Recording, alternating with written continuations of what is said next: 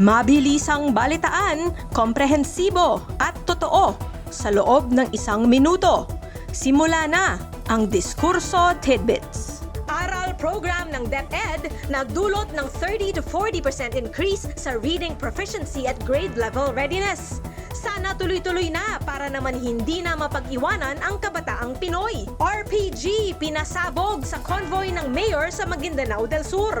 Mayor na buhay, pero ang malaking tanong, ganito na ba talaga karahas ngayon ang away politika? Babala ni Senador Soto, malaking kahihiyan ang dadalhin ng twin impeachment cases laban sa ating presidente at vice-presidente.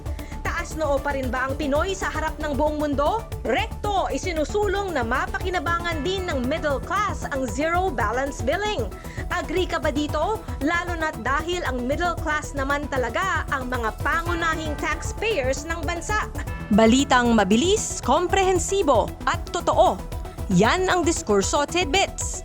Basahin ang tungkol sa lahat ng yan at sa marami pang ibang nakatutuwa at makabuluhang balita sa diskurso.ph.